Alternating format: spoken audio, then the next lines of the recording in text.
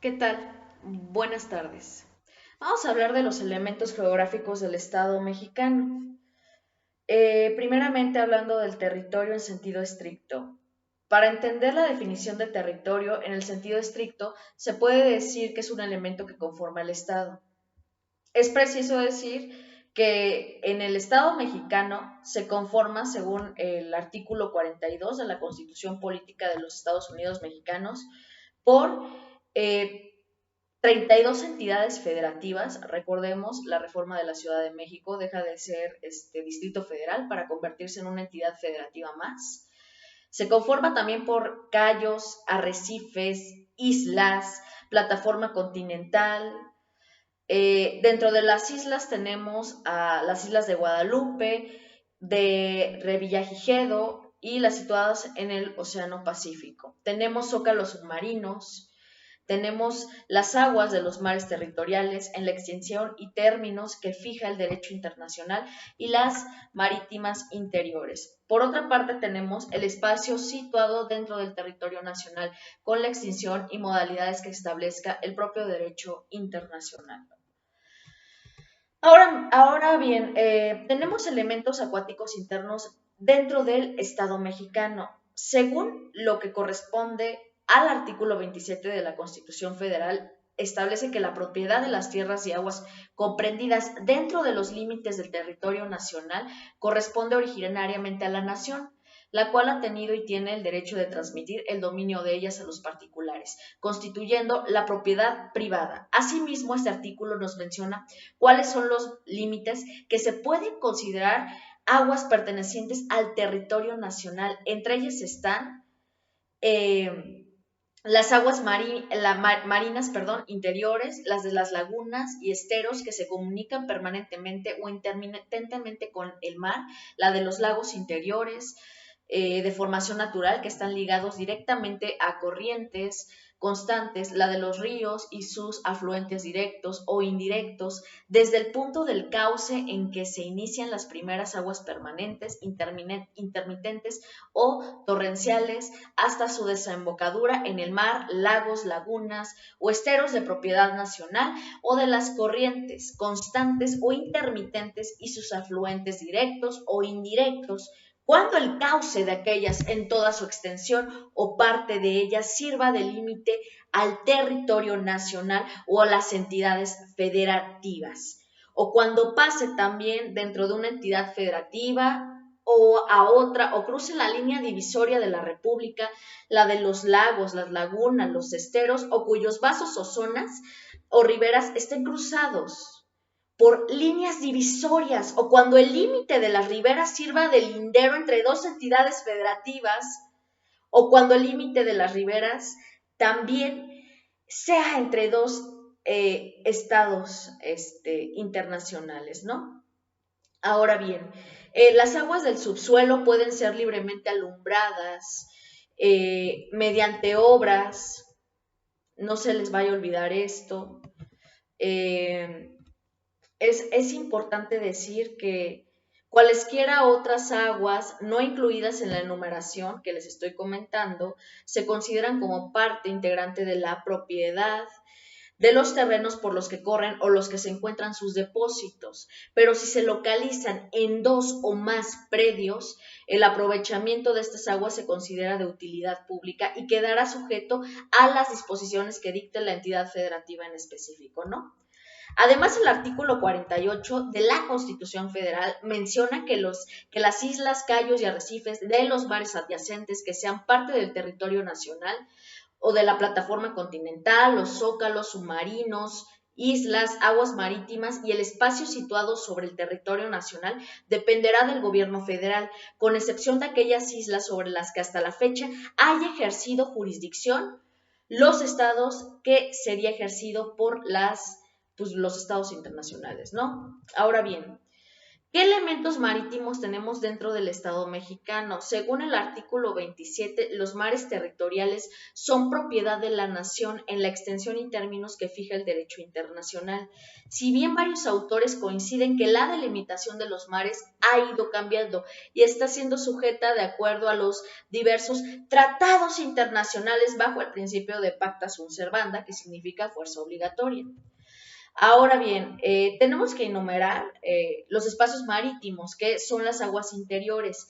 ¿Qué significa esto? Que son dichas aguas que se encuentran situadas en el interior de la línea de la base del mar territorial. Tenemos al mar territorial, se le llama la faja del agua situada entre las costas del territorio nacional, sean continentales o insulares, y al alta mar su anchura es de 12 millones náuticas.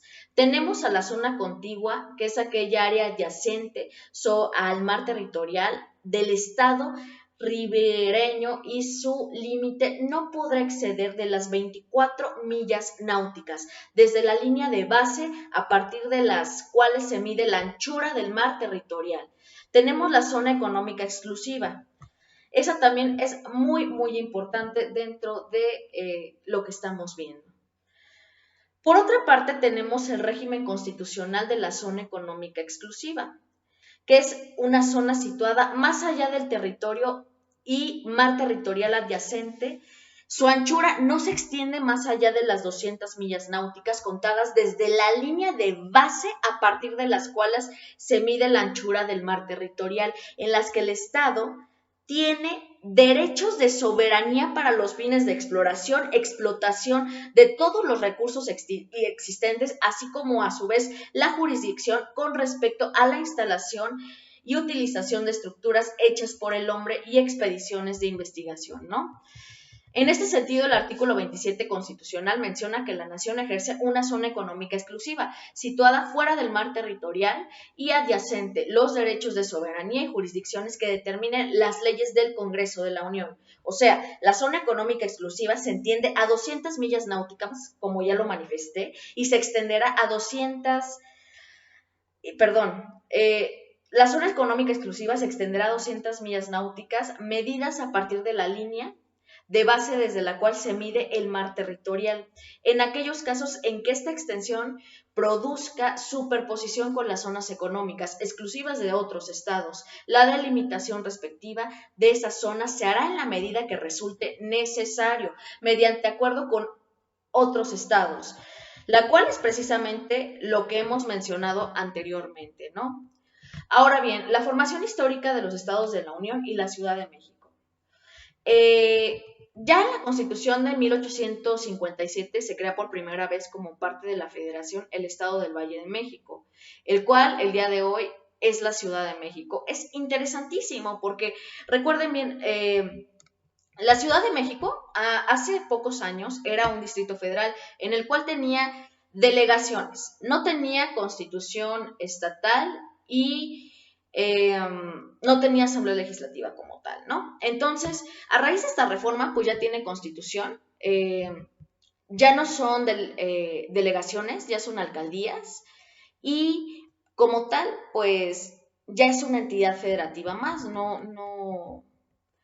ya no es un distrito federal. Pero miren, yo considero anticonstitucional porque estamos en un sistema federal. Debe de haber un distrito federal, ¿no? Entonces, aquí realmente los legisladores no sé qué pasó, ¿no? Sabemos bien que la Ciudad de México siempre ha tenido novedades en cuanto a cuestiones jurídicas a través de reformas, ¿no? Su constitución es la más moderna, ¿no? De las entidades federativas. Por otra parte, tenemos una figura jurídica importantísima, importantísima, la cual viene siendo la resolución de conflictos de límites de los estados que se prevé en el artículo 46 de la Constitución. Tenemos esta resolución de conflictos de manera amistosa que interviene el Senado de la República, y tenemos esta resolución contenciosa, que ahí se tiene que interponer una controversia constitucional en, obviamente, la Suprema Corte de Justicia, conforme al artículo 105, fracción primera de la Constitución, ¿no? Ahora bien, Es importante que conozcamos cómo está conformado nuestro país, porque vivimos dentro de nuestro país y es importante esta materia conforme al derecho internacional público, porque puede haber incluso conflictos de límites territoriales a nivel internacional y también tenemos que ver los tratados internacionales, ¿no? Nos vamos con otro tema que es la estructura política de la federación. Es interesante este tema, ya que México, según el artículo 40 de la Constitución, es una república federal, representativa y democrática. Tenemos el principio de división de poderes. ¿De dónde viene este principio de división de poderes? Lo interesante es que viene del Barón de Montesquieu. El Barón de Montesquieu en el espíritu de las leyes narra la división de poderes, ya que el poder no podía estar centralizado en una sola persona. Es por eso que recae en 3 poderes, según el artículo 49 de la Constitución Política de los Estados Unidos Mexicanos. Conoceremos cuáles son estos poderes que están a nivel federal y a nivel estatal. A nivel federal tenemos el poder legislativo, que es el Congreso de la Unión dividido en 2 cámaras, la Cámara de Senadores, los cuales tienen 128 senadores, y la Cámara de Diputados, que tienen 500. Conjuntamente, vuelvo a repetir, se denomina Congreso de la Unión. A nivel estatal, tenemos el Congreso de los Estados, en el que únicamente hay diputados. Tenemos también un poder ejecutivo. Este poder ejecutivo a nivel federal es el presidente constitucional de los Estados Unidos mexicanos. A nivel estatal tenemos a los gobernadores. En el caso de la Ciudad de México, al jefe de gobierno. Tenemos al Poder Judicial. A nivel federal es la Suprema Corte de Justicia, los tribunales colegiados de circuito, los tribunales unitarios de circuito, los jueces de distrito, o los juzgados de distrito, perdón, y el Tribunal Electoral del Poder Judicial de la Federación. A nivel estatal se tienen los tribunales superiores de justicia. Tomen nota. Primeramente, el fundamento legal de la división de poderes en México es el artículo 49. El fundamento legal del poder legislativo es en el artículo 70, 71, 72 y 73 de la Constitución Federal. Por otra parte, el fundamento del poder ejecutivo federal está enumerado en el artículo 89 de la Constitución. Y por otra parte, el del poder judicial en el artículo viene siendo 94, 95, 96, 97, 98, 99 de la Constitución. Ahora bien, tenemos dentro de la Constitución organismos autónomos.